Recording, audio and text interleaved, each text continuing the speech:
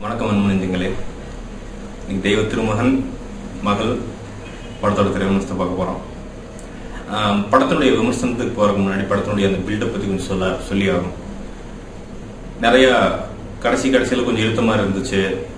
நிறைய பொருளிகள், வதந்திகள், படம் லேட் ஆகி போச்சு, அது முடியல, இது முடியல, இதுல வேற எதிர்ப்பு வேற அந்த பேருக்கு எதுக்கு சம்மந்தமே இல்லாத எதிர்ப்பு. ஏன்னா அந்த படத்தை பார்த்து முடிச்சதுக்கு அப்புறம் எனக்கு தெரியுது. அது போக ப்ரெஸ் மீட்ல எல்லாம் பாத்தீங்கன்னா விக்ரம் சொன்னாரு என்னன்ட்டு சென்சர் போர்டுல இருந்து எனக்கு ஒரு பொக்கே கொடுத்து விட்டாங்க அப்படின்ட்டு.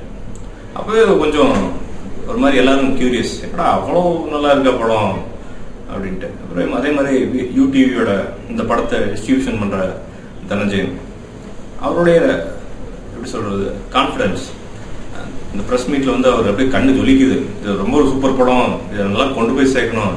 அவருடைய இதெல்லாம் வந்து எப்படின்னா இந்த படம் வந்து மக்கள் பார்க்காம விட்டுறக்கூடாது அப்படிங்கறத இருந்தது. மற்றதெல்லாம் செகண்டரியா சொன்னாரு. ஸோ எல்லாருக்குமே ஒரு எதிர்பார்ப்பு நிச்சயமா. தமிழ் மக்களுக்கு இடையில நிறையவே பேச்சு என்ன படத்துல இருக்கும். சினிமா ரசிகர்கள் முக்கியமா விக்ரம் என்ன பண்ணியிருப்பாரு. ஏன்னா விக்ரம் வந்து பெர்ஃபார்மன்ஸ் ஆர்டிஸ்ட், பெர்ஃபார்மன்ஸ் பேஸ்டு தான் அவருடைய பலமே பெர்ஃபார்மன்ஸ் தான். ஸோ அந்த பெர்ஃபார்மன்ஸ் வந்து எப்படி பண்ணியிருப்பாரு அந்த படத்துல அப்படிங்கிறது வந்து நிறைய வச்சு. அதே மாதிரி அந்த சின்ன குழந்தை டைரக்டர் ஏஎல் விஜய் மென்ஷன் பண்ணாரு ப்ரெஸ் ரிலீஸ்ல, ப்ரெஸ் மீட்ல வந்துட்டு சாரா ரொம்ப பிரமாதமா பண்ணியிருக்காங்க. ஆக படம் பார்த்தோன்னே படத்துக்குள்ள போய் ஒரு 10 நிமிஷம் நமக்கு தோன்ற ஃபர்ஸ்ட் விஷயம் என்னன்னா, விக்ரம் சூப்பரா நடிச்சிருக்காரு, பேக்ரவுண்ட் மியூசிக் அருமையா இருக்கு. இது ரெண்டு டக்குன்னு பட்டுறது. ஏன்னா ஃபர்ஸ்ட் சீன்ல இருந்து கடைசி சீன் வரைக்கும் ஜிவி பிரகாஷனுடைய உழைப்பு வந்து நிச்சயமா சொல்றேன், ஏஎல் விஜயோட உழைப்போட கொஞ்சம் ஒரு படி மேலேன்னு சொல்ல முடியுமோ இல்லையோ கீழேன்னு சொல்ல முடியாது. அவ்வளவு அருமையான பேக்ரவுண்ட் மியூசிக் இந்த படத்துல. அந்த பேக்ரவுண்ட் மியூசிக் தான் வந்து ஒரு 60% பலத்தை அந்த படத்துக்கு சேர்க்குது. பேக்ரவுண்ட் மியூசிக் வந்து வேற யாராவது பண்ணியிருந்தாங்கன்னா இவ்வளவு எஃபெக்டிவா வந்திருக்குமா அப்படின்னு எனக்கு தெரியல. விக்ரம் சொல்லியே ஆகணும். ஏன்னா எத்தனை நடிகர்களுங்க காசு முக்கியம், 3 மாசத்துல ப்ராஜெக்டை முடிக்கிறவங்க, அதாவது அவங்க மோசம் சொல்லல. பட் தென் வெயிட் பண்றது, இந்த காலத்துல ஒருத்தர் வெயிட் பண்ணி காசை வந்து 2ஆம் பட்சமா வச்சுக்கிட்டு உழைப்பையும் மக்கள் கொண்டு போய் நல்ல விஷயங்கள் சேர்க்கறது அப்படிங்கறத வந்து பிரதானமா வச்சுக்கிட்டு பண்றவங்கள ரொம்ப கம்மி. அதுல வந்து விக்ரம் நிச்சயமா ஒரு ஆளை வந்து இடம் பெற்றுறாரு உலக சினிமாலே. இந்த படத்துக்கு வந்து அவர் வெயிட் பண்ணது வந்து 100% நியாயமானது. இந்த படத்துக்கு இன்னும் ஒரு வருஷம் வெயிட் பண்ணி நடிச்சு கொடுத்திருந்தாலும் அதுக்கு வந்து நிச்சயமா அது வந்து நியாயமா தான் இருந்திருக்க மொழியோ அநியாயமா இருந்திருக்காரு. ஏன்னா இந்த படத்தினுடைய அவருடைய பெர்ஃபார்மன்ஸ் அப்படி சும்மா இல்ல, அப்படியெல்லாம் அந்த ரிட்டார்டர் மாதிரி ஒரு மாதிரி மனவளர்ச்சி குன்றிய வர ஆரம்பத்துல இருந்து கடைசி வரைக்கும் பெர்ஃபார்மன்ஸ் ரொம்ப தூக்கலா போனாலும் ரொம்ப ஓவர் நடிப்பு மாதிரி தெரிஞ்சிடும், கம்மியா போனாலும் நடிச்சு தெரிஞ்சிடும். அதுவும் போக வந்து நம்ம பெர்ஃபார்மன்ஸ்ங்கிறது வந்து பக்கத்துல ஆர்டிஸ்ட், பெரிய ஆர்டிஸ்ட் நாசர் மாதிரி அவங்க கூட எல்லாம் ஈடு கொடுக்கணும். அப்போ ஈடு கொடுக்கறதுங்கிறது வந்து சாதாரண விஷயம் கிடையாது. அதை வந்து பிச்சு பெடல் எடுத்திருக்காரு விக்ரம். பெரிய ஹேட்ஸ் ஆஃப் டு விக்ரம். ஏன்னா இந்த மாதிரி படம் வந்து எனக்கு தெரிஞ்சு தனஞ்சயன் வந்து யாராவது ஒரு போனஸ் தரேன் அப்படின்னு நினைச்சாருன்னா விக்ரமுக்கு முதல்ல ஒரு பெரிய போனஸ் தரணும், அவர் சம்பளம் போக. ஏன்னா அவருடைய உழைப்பு அவ்வளவு பெருசு. காசுங்கிறதெல்லாம் வந்து இதுல வந்து பட்டு போயிடுது. ஏன்னா எவ்வளவு மக்கள் வந்து நான் தியேட்டர்ல உட்காந்து பாக்குறப்ப குறைஞ்சது ஒரு 4 தாட்டாவது எழுதிருப்பாங்க. நான் படத்துல நிச்சயமா வந்து ஒரு 4 தாட்டாவது எழுதிருப்பாங்க. நானே ஒரு தாட்டு அது ஆட்டோமேட்டிக்கா வருது. நான் வந்து நம்ம கண்ட்ரோல் பண்ண முடியலையே. சிலதெல்லாம் வந்து என்னதான் கலைஞமா இருந்தாலும் கண்ட்ரோல் பண்ண முடியலையே. ஒரு ரசிகனா, ஒரு ரிவ்யூரா பார்த்தாலும் சிலதெல்லாம் கண்ட்ரோல் பண்ண முடியல. ஸோ அந்த அளவுக்கு ஆழமா போயிருக்கு. அது காரணம் வந்து விக்ரம். இன்னொன்னு சாராங்கிற பொண்ணு, சாராவுடைய ஆக்டிங் ஒரு 4-5 வயசு தான் இருக்குன்னு நினைக்கிறேன் அந்த பொண்ணுக்கு. ஒரு 50 வயசு கிழவியோட அந்த அறிவு முதிர்ச்சி அந்த பொண்ணுக்கு இருக்குது. ரொம்ப இன்னோசென்ட் ஃபேஸ், கேள்வி கேட்கறதாகட்டும் எல்லாமே அந்த ஸ்டார்டிங் இது வந்து விக்ரம் எவ்வளவு வெயிட் சுமக்கிறாரோ அதே வெயிட் அந்த குழந்தை சுமந்துங்கிறதா பெரிய ஆச்சரியம். அனுஷ்காக்கு வந்து இது ஒரு பெரிய மாற்றம். அனுஷ்கா வந்து நல்ல விஷயம் பண்ணிருக்காங்க இந்த மாதிரி ஒரு படத்தை அக்செப்ட் பண்ணி. சும்மா அனுஷ்கானாலே அரைக்குறைய போட்டு விட்டு சும்மா 2 பாட்டாட்ட ஆட விட்டு பெர்ஃபார்மன்ஸ் பண்ணலாமே தாராளமா. இப்ப சந்தானமும் சரி எல்லாருமே வந்து ஓரளவு பெர்ஃபார்மன்ஸ் ஆர்டிஸ்டா அந்த படத்துல மாறி இருக்காங்கிறது வந்து பெரிய சந்தோஷம். ஏன்னா அனுஷ்காக்கு மாதிரி ஒரு 4-5 ரோல் பண்ணலாம், தாராளமா பண்ணலாம். அனுஷ்காவுடைய இந்த முடிவுங்கிறது வந்து அவங்க கரியரையே மாத்திர ஒரு முடிவா இருந்தாலும் இருக்கலாம் நிச்சயமா. ஏன்னா அந்த அளவுக்கு வந்து ஒரு சக்தி வாய்ந்த ஒரு கேரக்டர். ரொம்ப பெரிய விக்ரமோடைய ஈக்குவலுக்கு இல்லைனாலும் அவங்களுடைய பணியை வந்து ரொம்ப நிறைவா செஞ்சிருக்கிறாங்க. அனுஷ்காவுக்கும் அனுஷ்காவோட அப்பாவான அந்த ஒய்ஜி மகேந்திருக்கும் இருக்கிற அந்த பாச பிணைப்பு அதெல்லாம் ரொம்ப டச்சிங். அதெல்லாம் எப்படி ரயில் விஜய்னால கொண்டு வர முடிஞ்சது அப்படின்னு தெரியல. ஏஎல் விஜய் நிறைய பேரை பார்த்துருப்பீங்க. அவரு அதாவது ஒரு பிரஸ் ரிலீஸ்ல ஒரு மனுஷன் கிட்ட பேசுறப்ப வந்து அவங்களோட கேரக்டர் என்ன, எப்பேற்பட்ட ஆளுங்கிறது வந்து ஓரளவுக்கு ஜட்ஜ் பண்ணிடலாம். ஏஎல் விஜய் பிரஸ் மீட்லயோ இல்லை எங்கேயோ பாருங்க, ரொம்ப கிளீனான மனுஷன். அவருடைய பர்சனாலிட்டியும் சரி கேரக்டரும் சரி எப்பவுமே கிளீனான மனுஷன், கிளீனான விஷயங்களே யோசிக்கக்கூடிய ஆள். அதனாட்டிக்கு நம்ம படம் வந்து பாத்தீங்கன்னா ரொம்ப கிளீன், சூப்பர் கிளீன் படம். ஒரு மோகன் சொல்லிக்கிறதுக்கு ஒரு இவ்வளவு கூட ஒரு இடம் கொடுக்காம காமெடி வந்து பாஸ்கர் அவர் பண்ணியிருக்காரு. காமெடி பண்ணியிருந்தாலும் சந்தானம் காமெடி பண்ணியிருக்காரு, அது ஒரு ட்ராக்ல போகுது. பாஸ்கர் அவர் வந்து ஊட்டியில் இருக்கிற அங்க ஒரு ட்ராக்ல போகுது. ஸோ பாஸ்கர் பண்ற காமெடி அந்த செட் ஆகட்டும், ஏஎல் விஜய்னால வந்து இவ்வளவு ஒரு பெர்ஃபார்மன்ஸை வந்து ரொம்ப அலட்டிக்காம இப்படி வாங்க முடியுதுன்னு தெரியல. சில டைரக்டர் பத்தி எல்லாம் கேள்விப்பட்டிருக்கோம், குதிப்பாரு, ரவுண்ட் அடிப்பாரு, அரைவாரு. ஐயோ அவரை பார்த்தாலே பயங்களுக்கு, அவரை பார்த்தாலே பெர்ஃபார்மன்ஸ் பண்ணணும். எனக்கு தெரிஞ்சு அது தேவையில்லைன்னு நினைக்கிறேன். ஏஎல் விஜய் மாதிரி ஒரு டைரக்டர்கள் வந்து அறிவுபூர்வமா எதையுமே யோசிச்சு பண்றங்காட்டிக்கணும். ஏன்னா அவரே வந்து ஒரு பேட்டியில் சொன்னார் என்னன்னா, சில ஷாட்லாம் வந்து கண்டினியூவா விட்டுருவேன் நானு, விக்ரம் வந்து உங்களுக்கு என்ன தோணுதோ பண்ண சொல்லிடுவேன் அப்படின்னு. ஸோ அந்த ஃப்ரீடம் எல்லாம் கொடுக்கறங்காட்டிக்கு என்னமோ வந்து அந்த எட்ஜ் இந்த படத்துல தெரியுது. அதாவது மெட்ராஸப்பட்டினத்துக்கும் இதுக்கும் வந்து அந்த எட்ஜ் அப்படிங்கிறது வந்து எதனால வருதுன்னா, இவருடைய ஏஎல் விஜயனுடைய மெச்சூரிட்டி அப்படின்னு சொல்லலாம். ஏஎல் விஜய் வந்து ஒரு பெரிய டைரக்டரா இருக்கான எல்லா அறிகுறியுமே தெரியுது. ஏன்னா இது வந்து சும்மா ஒரு முதல் படி 2ஆம் படி தான் நான் நினைக்கிறேன். ஏன்னா அவர்கிட்ட இருந்து இன்னும் நிறைய எதிர்பார்க்கலாம். அதே மாதிரி நீங்க எல்லாரும் ஐஎம் சாம் அந்தந்த படம் இங்கிலீஷ் படத்தை காப்பி அடிச்சேன், அதையெல்லாம் உங்களுக்கு ஞாபகமே வராதுங்க. தயவு செஞ்சு அதையெல்லாம் வந்து வெளியில போய் பேசிட்டு இருக்காங்க. ஏன்னா மனசாட்சி படி நீங்க படத்தை பார்த்து ஃபுல்லா பார்த்துட்டு வெளியே வந்தீங்கன்னா உங்களுக்கு ஐஎம் சாம் எந்த படமுமே ஞாபகம் வர போறதில்லை, இந்த சீன் சொல்ல முடிய போறதில்லை. அப்படி உங்களுக்கு மனசாட்சிப்படி அது உங்களுக்கு தெரியாதப்போ அதை வீணா ஒரு பொருளை கிளப்ப வேண்டாம். ஏன்னா இந்த படம் எல்லாம் சக்சஸ் ஆகுங்க. சக்சஸ் ஆனாதான் அடுத்து வந்து புதுசா வர டைரக்டர்கள் இல்ல பழசாவே இருக்கிற டைரக்டர்கள் வந்து குவாலிட்டியான நல்ல தரமான மனசை தொடுகிற ஒரு படத்தை வந்து மக்களுக்கு தரணும் அப்படிங்கிறது வந்து இன்னும் தைரியமா செய்வாங்க. அதே மாதிரி இந்த படத்துக்கான யூடிவியோடைய பங்கு வந்து ரொம்ப பெருசு. ஏன் நான் அது சொல்றேன்னா, நிறைய வித்தியாசம் இருக்குது. நான் வேற எந்த ப்ரொடக்ஷன் கம்பெனியும் இல்ல டிஸ்ட்ரிபியூஷன் கம்பெனியும் குறிப்பிட வரும்ல.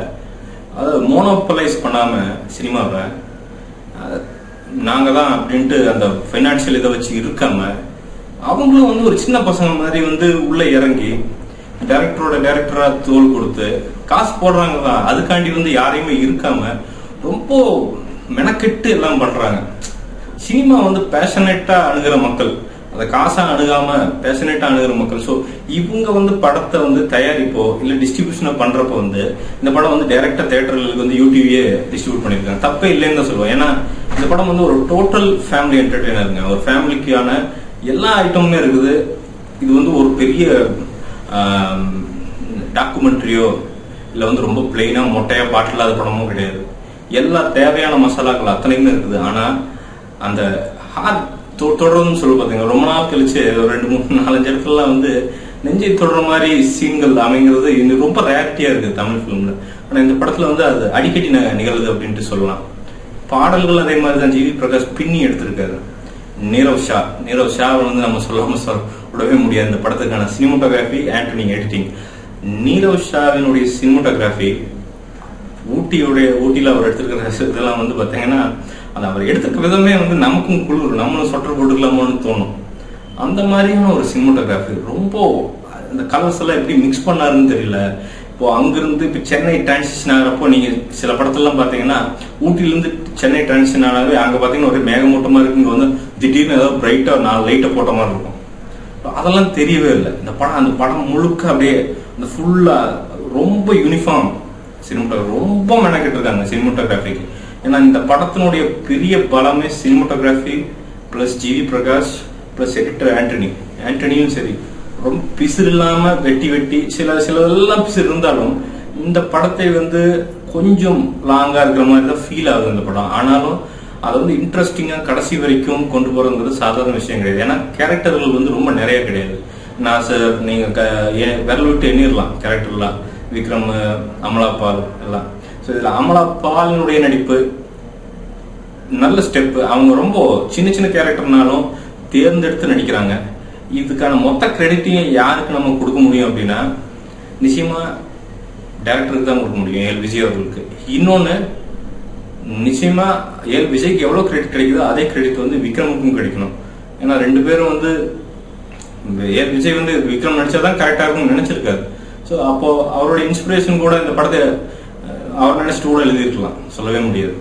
ஆக மொத்தத்தில் இந்த படம் ரொம்ப ட்ரீட்டுங்க. அதாவது விக்ரம் ஃபேன்ஸ்க்குலாம் கேட்கவே வேண்டாம், அந்த படம் ட்ரீட்டு.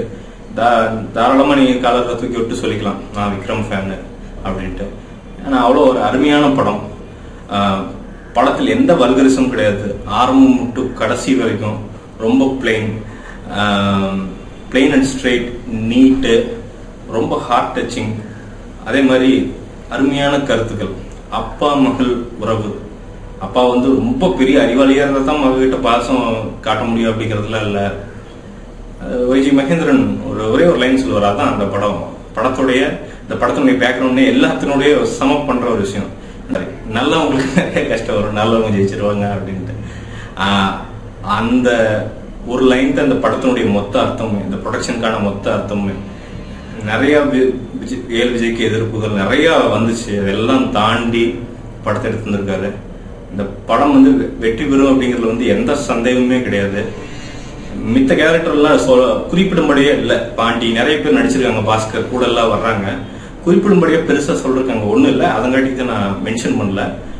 தவறாம குடும்பத்தோட போய் பார்க்க வேண்டிய படம். ஒருத்தவங்க போய் பார்க்க முடியாது, குடும்பத்தோட போய் பாருங்க. ஏன்னா உங்க பொண்ணுங்க பசங்க அவங்களுக்கான அன்பை ரீடிஃபைன் பண்ற படம். பாத்தீங்கன்னா இன்னொரு தாட்டு இல்லையே பொண்ணு பையனை ரொம்ப திட்டமோ, இன்னும் கொஞ்சம் அன்பா வச்சிருக்கலாமோ அப்படின்னு உங்களுக்கு தோணும் படத்தை பாட்டு வெளியே வரும்போது. என்னுடைய ரேட்டிங், இந்த படத்துக்கான ரேட்டிங் 5க்கு 4 தருவேன். ஏன் 4 தரேன்னு எனக்கு கேட்பீங்க. என்ன சார் 3.25 தான் தர்றீங்க அப்படின்னு. 4 ஏன் தர்றேன்னா சமுதாயத்தை எப்படி ரீச் பண்றதுங்கிறது ரொம்ப முக்கியம்.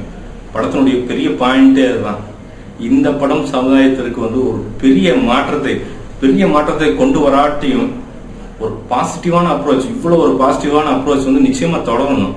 இது தொடர்ந்தாலே மக்கள் மனது நிச்சயமா மாறுங்கிறது என்னுடைய தைரியமான கருத்து. தவறாம போய் பாருங்க. இந்த படம் நிச்சயமா போர் அடிக்க போறது இல்ல. குடும்பத்தோட போய் பார்த்து என்ஜாய் பண்ணுங்க. நன்றி, வணக்கம். நல்லவங்களுக்கு நிறைய கஷ்டம் வரும், நல்லவங்க ஜெயிச்சிருவாங்க அப்படின்ட்டு. அந்த ஒரு லைன் தான் இந்த படத்தினுடைய மொத்த அர்த்தமே, இந்த ப்ரொடக்ஷனுக்கான மொத்த அர்த்தமே. நிறைய ஏல் விஜய்க்கு எதிர்ப்புகள் நிறைய வந்துச்சு. அதெல்லாம் தாண்டி படத்தை எடுத்துருக்காரு. இந்த படம் வெற்றி பெறும் அப்படிங்கறதுல எந்த சந்தேகமே கிடையாது. மித்த கேரக்டர்லாம் குறிப்பிடும்படியே இல்ல. பாண்டி நிறைய பேர் நடிச்சிருக்காங்க, பாஸ்கர் கூட எல்லாம் வர்றாங்க. குறிப்பிடும்படியா பெருசா சொல்றாங்க ஒண்ணு இல்ல. அதங்காட்டி நான் மென்ஷன் பண்ணல. தவறாம குடும்பத்தோட போய் பார்க்க வேண்டிய படம். ஒருத்தவங்க போய் பார்க்க முடியாது, குடும்பத்தோட போய் பாருங்க. ஏன்னா உங்க பொண்ணுங்க பசங்க அவங்களுக்கான அன்பை ரீடிஃபைன் பண்ற படம். பாத்தீங்கன்னா இன்னொரு தாட்டு இல்லையே பொண்ணு பையனை ரொம்ப திட்டமோ, இன்னும் கொஞ்சம் அன்பா வச்சிருக்கலாமோ அப்படின்னு உங்களுக்கு தோணும் படத்தை பாட்டு வெளியே வரும்போது. என்னுடைய ரேட்டிங், இந்த படத்துக்கான ரேட்டிங்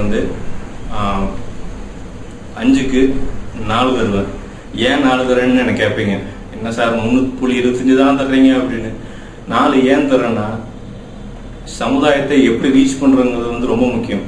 படத்தினுடைய பெரிய பாயிண்டே அதுதான். இந்த படம் சமுதாயத்திற்கு ஒரு பெரிய மாற்றத்தை கொண்டு வராட்டியும் ஒரு பாசிட்டிவான அப்ரோச், இவ்வளவு ஒரு பாசிட்டிவான அப்ரோச் நிச்சயமா தொடரணும். இது தொடர்ந்தாலே மக்கள் மனது நிச்சயமா மாறுங்கிறது என்னுடைய தைரியமான கருத்து. தவறாம போய் பாருங்க. இந்த படம் நிச்சயமா போர் அடிக்க போறது இல்ல. குடும்பத்தோட போய் பார்த்து என்ஜாய் பண்ணுங்க. நன்றி, வணக்கம்.